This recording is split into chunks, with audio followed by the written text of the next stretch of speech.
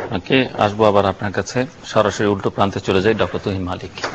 যে অতিকথন তো জনগণ দেখছেই, প্রায় 6 বছর ধরেই দেখছে অতিকথন, মন্ত্রীদের বিশেষ করে, এবং সর্বোচ্চ পর্যায়েও দেখেছে অতিকথন কাকে বলে।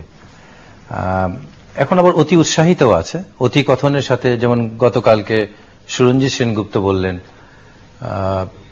যে এই নিয়ে লতিফ বিশ্বাস সিদ্দিকী যা যা বলেছেন এই নিয়ে বেশি কথা বলা যাবে না, বললে আন্দোলন দিয়ে এটাকে প্রতিহত করা হবে যারা এটা নিয়ে ঘোলা পানিতে মাছ শিকার করতে চাইবে। এবং উনি আরেকটা কথা বলেছেন, আমি কোট করে নিয়ে এসেছি যাতে চেঞ্জ না হয় কথায়। উনি বলেছেন কোথায় কে কি বলেছে তা নিয়ে এত কথা বলা ঠিক না। কোথায় কে কি কথা বলেছে, কে কি বাবার বলবে, কি কথাটা বলেছে তার কাছে হয়তো এই কথা গুরুত্বপূর্ণ না, আমার আপনার কাছে অনেক গুরুত্বপূর্ণ। তাদের একটু অতিকথন অতি উৎসাহিতা বন্ধ করা উচিত। আজকে দেখেন রামুর যখন মন্দির ভাঙা হলো, মানবাধিকার সংগঠন প্রগতিশীলরা মন্দির বানিয়ে দিল, কত কথা বললো। আজকে এই যে হজকে নিয়ে, তাবলিগ জামাতকে নিয়ে, আল্লাহ রসুলকে নিয়ে ব্যঙ্গাত্মক কথাবার্তা বলেছে, এটা নিয়ে তো কোনো মানবাধিকার সংগঠন, সুশীল সমাজের কিংবা প্রগতিশীলদেরকে তো আমরা দেখছি না। এবং এর আগেও লতিফ সিদ্দিকী এর আগেও বলেছে, অনেকগুলা কথা বলেছে যে কোরআন শরীফ শুধু পড়লে হবে না, তার সাথে গীতা বাইবেল পড়তে হবে। এও বলেছে যে মোল্লারা ভিক্ষা করে এবং আজান এই ভিক্ষার পয়সায় মসজিদ বানিয়ে ঘন্টার পর ঘন্টা আজান দিয়ে তাকে বিরক্ত করে। উনি এর বাইরে পলিটিক্যালি বলেছেন যারা হরতাল ডাকবে, যারা হরতাল করবে তাদের বাসায় ভিতরে ঢুকে গুলি করে মারার কথা উনি বলেছেন। এটা একটা ফৌজদারি অপরাধ। বাসার ভিতরে ঢুকে গুলি করে মারাটা ফৌজদারি অপরাধ। তখন পুলিশ কোথায় ছিল? একটা কগনিজেবল অফেন্স এটা। আইন শৃঙ্খলা বাহিনী কোথায় ছিল? সরকার কোথায় ছিল? আদালত কোথায় ছিল? তখন তো তাকে ধরা হয়নি। এখন বলা হচ্ছে কি, ধূম্রজাল সৃষ্টি করা হচ্ছে যে না, তাকে অব্যাহতি দেওয়া হবে মন্ত্রিসভা থেকে এবং দল থেকে। তার মানে আপনার দুদিন ওবায়দুল কাদেরের ইয়েটা দেখেন, মামলা হয়েছে তার, ওবায়দুল কাদেরের স্টেটমেন্ট দেখেন আর শাহরিজা চৌধুরীর স্টেটমেন্ট দেখেন। তারা বলছে যে জয়ের বিরুদ্ধে কটূক্তি করার জন্য। আসলে এটা ধর্মানুভূতিতে আঘাতের জন্য তাকে বহিষ্কার করছে না, জয়ানুভূতিতে আঘাতের জন্য করছে। কারণ জয়ের বিরুদ্ধে যে কথাগুলো বলেছে, আপত্তিকর কিছু কথা বলেছে ফেসবুক, সোশ্যাল মিডিয়াতে, এবং আমি এখানে প্রায় 8টা-10টা অনলাইন পত্রিকার ইয়ে নিয়ে এসছি, আপনার বিডি টুডে.net, প্রবাসী নিউজ পত্রিকায় বলা হয়েছে যে সেদিন এই লতিফ সিদ্দিকী বলেছে জয়ের বেতন হচ্ছে 2,60,00,000 টাকা প্রতি মাসে সে উপদেষ্টা হিসেবে পায়।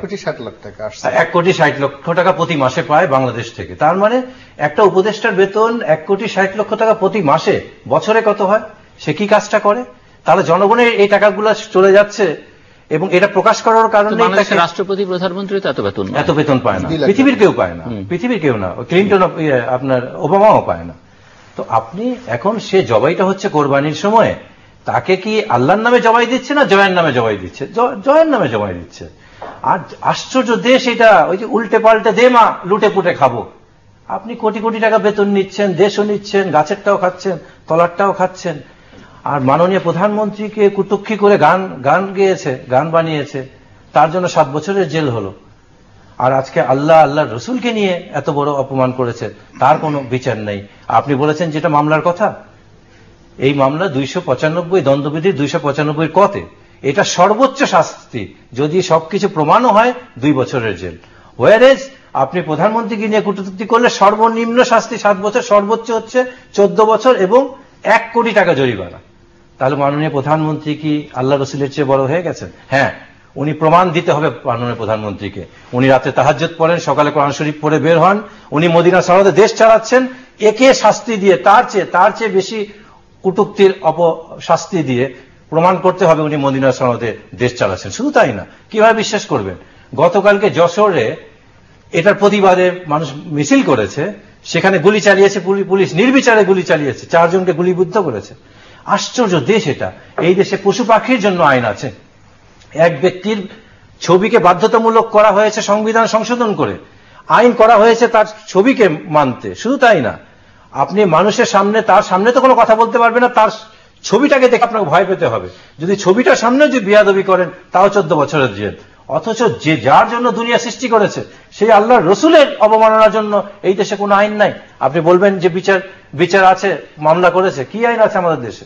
দেখেন, আমি সংবিধান নিয়ে এসেছি যাতে মানুষ ভুল না বোঝে। আমাদের বাক স্বাধীনতার যে 8টা পয়েন্ট দেওয়া হয়েছে, যে প্রত্যেকটা মানুষের চিন্তা ও বিবেকের স্বাধীনতা নিশ্চয়তা দান করা হলো সংবিধানে। চারটা কন্ডিশন দেওয়া হয়েছে: রাষ্ট্রের নিরাপত্তা, বিদেশি রাষ্ট্রের সহিত বন্ধুত্বপূর্ণ সম্পর্ক, জনশৃঙ্খলা, শালীনতা, নৈতিকতা, আদালত অবমাননা, মানহানি এবং অপরাধ সংগঠনের প্ররোচনা সম্পর্কে আইনের যুক্তিসঙ্গত বিধিনিষেধের সাপেক্ষে প্রত্যেক নাগরিকের বাক স্বাধীনতার অধিকার নিশ্চয়তা দেওয়া হলো। এখানে ধর্মীয় স্বাধীনতা কোথায়? ধর্মের অবমাননা কোথায়? সবার জন্য আছে। বিদেশি রাষ্ট্রের সাথে সম্পর্ক আপনি করার জন্য আপনি কথা বলতে পারবেন না, বিধিনিষেধ রাখতে পারবেন। আপনি জনশৃঙ্খলা, শালীনতা, নৈতিকতা, আদালত অবমাননা, কিন্তু আল্লাহ রসুলের কিংবা ধর্মের ব্যাপারে আপনি কথা বলার জন্য কোনো কনস্টিটিউশনাল প্রোটেকশন নাই, ইভেন কোনো আইনও করা নাই বাংলাদেশে। হ্যাঁ, বলা হচ্ছে যে ওই দ্বন্দ্ববিধিতে দিলে। তো একই বিষয়ে আপনি গত 4 বছর আগে, আমি শেষ করছি, একই অপরাধে গত 4 বছর আগে নিজামী, মুজাহিদ এবং সাইদিকে ধর্মীয় অনুভূতিতে আঘাতের অপরাধে অ্যারেস্ট করা হলো এবং সঙ্গে সঙ্গে তার বিরুদ্ধে অ্যাকশন নেওয়া হলো। আজকে এতদিন চলে গেল, তার বিরুদ্ধে তো কোনো অ্যাকশন নেওয়া হয়নি। মোহাম্মদ গোলাম আল্লাহ রানী, ধন্যবাদ। আসলে আলোচনা আপনি যেভাবে যে টপিকসের উপর শুরু